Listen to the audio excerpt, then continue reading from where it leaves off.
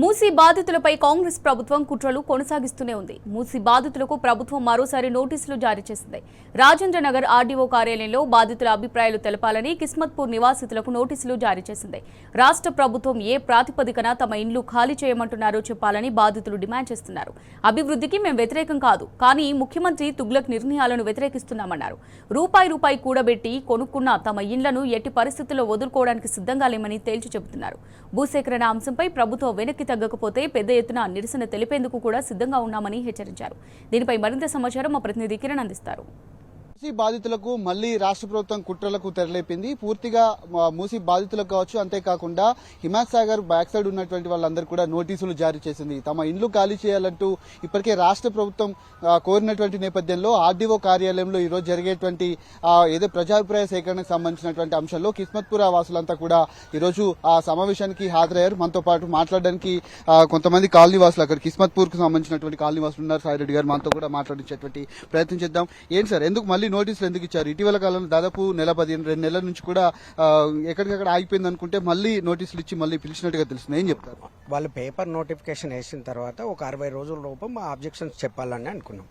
అయితే వాళ్ళు సైలెంట్గా ఉంటే మేమే వచ్చి ఎంఆర్ఓ ఆఫీస్కి, ఆర్డీఓ ఆఫీస్కి, అడిషనల్ కలెక్టర్కి మా ఆబ్జెక్షన్స్ మొత్తం కూడా వివరించినాం. మా ల్యాండ్స్ ఎందుకు అక్విజిషన్ చేస్తున్నారు అనే వివరం మనం ఎన్నోసార్లు గవర్నమెంట్ వాళ్ళని అడిగినా కానీ ఆన్సర్ చేయట్లేరు. వాళ్ళు ఇప్పటి వరకు కూడా మనకి ఎక్కడ కూడా వాళ్ళు తృప్తికరమైన ఆన్సర్ అయితే చేయలేదు.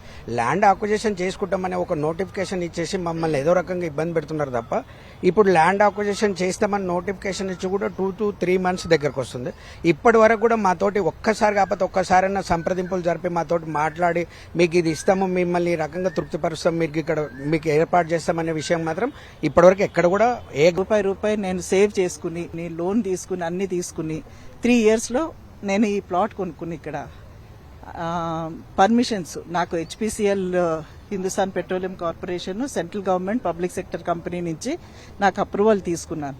ఆ తర్వాత ఆ ప్లాట్కి నేను చీఫ్ కంట్రోలర్ ఆఫ్ ఎక్స్ప్లోజివ్ వాళ్ళ దగ్గర నుంచి టెంటేటివ్ లైసెన్స్ తీసుకున్నాను.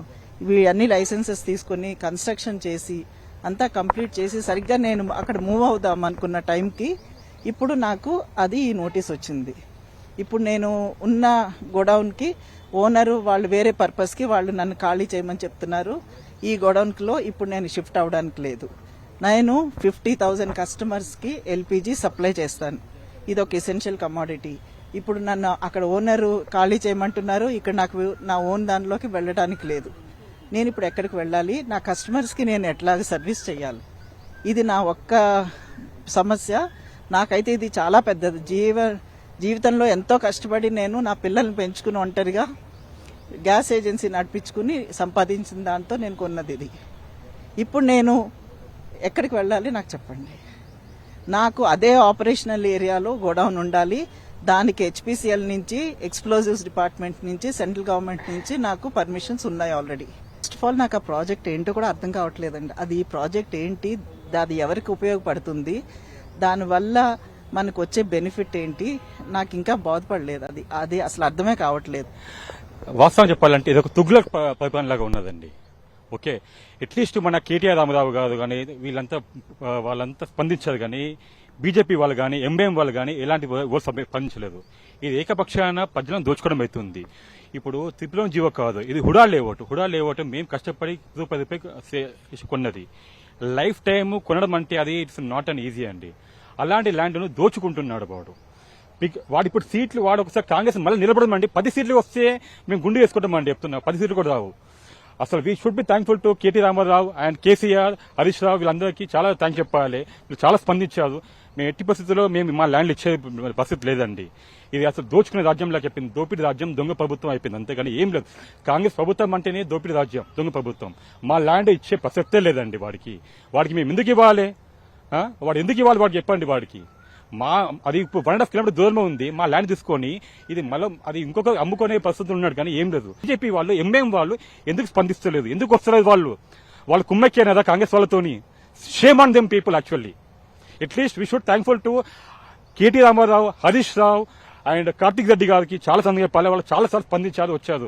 దయచేసి మా ల్యాండ్ సేవ్ చేయమని వాళ్ళని కోరుకుంటున్నాము. నెక్స్ట్ టైం తప్పక మేము మళ్ళా మా కేసీఆర్ని గెలిపించుకుంటాము. మా ప్రభుత్వం మాకు కావాలి. మేము వచ్చేసి ఎంతో కష్టపడి మేము అది కష్టం మీద ఒక ప్లాట్ కొన్నాము. మేము అన్ని క్లియర్ టైటిల్ గా చెక్ చేసి ఎంతో అది సేఫ్టీ ప్రాపర్టీని మేము కొన్నాము. ఇప్పుడు ఇవాళ వచ్చేసి వాళ్ళు ఏదో డెవలప్ చేయాలనుకో అని చెప్పేసి ఎవరికి ఏం చెప్పకుండా వాళ్ళ స్వార్థపూరితంగా ఏదో డెవలప్ చేయాలని చెప్పేసి మా అందరి పొట్టలు కొట్టి అది డెవలప్ చేస్తే ఏమొస్తుందో నాకు ఇంతవరకు అర్థం కావడం లేదు. ఇప్పుడు మాకు వచ్చేసి మాకు ఫైనల్ గా మాకు కావాల్సింది ఏంటంటే అక్కడ అబౌవ్ 1 lakh రూపీ పెడితే తప్ప 1.5 lakhs పర్ స్క్వేర్ యార్డ్ పెడితే తప్ప మాకు ఆ విసినిటీలో ఇల్లు కట్టుకోవడానికి మాకు ప్లాట్ దొరకదు. మరి అది ఇస్తారా? అది ఇస్తే హ్యాపీ, మాకేం ఇబ్బంది లేదు. మాకు ఏదో చేసి పప్పుల బెల్లం పెట్టినట్టు చేసి లేకపోతే ఎక్కడో ఊరు బయట ప్లాట్ ఇస్తే ఏం చేసుకోవడం వేస్ట్. మాకు ఆ కిస్మత్పూర్ కానీ హిమయసాగర్ కానీ ఆ బండ్లగూడ జాగీర్ కానీ ఆ సరౌండింగ్లో మాకు ప్లాట్కి ఇస్తే దట్ ఈస్ ద బెస్ట్. కానీ మే నాట్ బి పాసిబుల్. అది ఇది ఈ ల్యాండ్ అక్విజిషన్ ఆపేసి మమ్మల్ని మా మానాన మేము ఉంటాము వదిలేస్తే బాగుంటుందని కోరుకుంటున్నాం. మాకు పాలిటిక్స్ అవసరం లేదు. ఇక్కడ గవర్నమెంట్ పబ్లిక్ పర్పస్ అని చెప్పేసి నోటిఫికేషన్ ఉంటుంది. పబ్లిక్ పర్పస్ లో ఏ పర్పస్ కానీ ఏ పబ్లిక్ పర్పస్ కూడా మెన్షన్ చేస్తారు నోటిఫికేషన్ లో. దాని మీద పబ్లిక్ ఒపీనియన్ తీసుకుంటారు. వాళ్ళు ఒపీనియన్ తీసుకున్న తర్వాతే గవర్నమెంట్ డిసైడ్ చేస్తుంది. పబ్లిక్ పర్పసే చెప్పకోకుండా అక్కడ ఏ ఫెసిలిటీ వస్తుంది, ఏదో రియల్ ఎస్టేట్ కంపెనీలకు బాగుపరచాలని చెప్పేసి వీళ్ళు ఈ ల్యాండ్ అక్విజిషన్ పెట్టుకొని చేస్తున్నారు. ఆ విషయాలు అడిగితే గవర్నమెంట్ ఎప్పుడూ సమాధానాలు సక్కంగా చెప్పట్లేదు. It is very unfair in the act also. ఇంకా యాక్ట్ ను కూడా వీళ్ళు ట్విస్ట్ చేసి 10A కింద వెరీ ఎసెన్షియల్ సర్వీసెస్ లేక రోడ్డుకి ఇప్పుడు ఈ రోజు రోడ్డు లేకుంటే జనాలు పోతారు, లేకుంటే హాస్పిటల్ లేకుంటే జనాలు చచ్చిపోతారు అనే పర్పస్ ని ట్విస్ట్ చేసేసి దీని మీద ఒక మాఫియా తరహాలో గవర్నమెంట్ ల్యాండ్ అక్విజిషన్కి వెళ్తుంది. ఇది చాలా తప్పు గవర్నమెంట్ వైపు నుంచి. ఇలా చేయకూడదు. ఇది వారు చెప్తున్నటువంటి పరిస్థితి కనబడుతుంది. పూర్తిగా భూసేకరణకు సంబంధించినటువంటి అంశాల్లో కనీసం తమకు ఎలాంటి ప్రాజెక్ట్ చేపడతారు, తమకు పునరావాసం ఎక్కడ కల్పిస్తారనే దానిపైన రాష్ట్ర ప్రభుత్వం కనీసం ఒక క్లారిటీ ఇవ్వకుండా ఇష్టానుసారంగా తమ ఇండ్లను తీసుకోవడం పైన ఆగ్రహం వ్యక్తం చేస్తా ఉన్నారు. ఖచ్చితంగా ఈ ప్రాజెక్టును మేము వ్యతిరేకించట్లేదు, కానీ తమ ఇండ్లను తీసుకోవడం మాత్రమే పూర్తిగా వ్యతిరేకిస్తున్నాం. ఖచ్చితంగా రాష్ట్ర ప్రభుత్వ వైఖరికి మేము నిరసన తెలుపుతామంటూ కూడా ఇక్కడ ఉన్నటువంటి వాళ్ళు అయితే చెప్తా ఉన్నారు. కెమెరామెన్ చందుతో కిరణ్ టీ న్యూస్, హైదరాబాద్.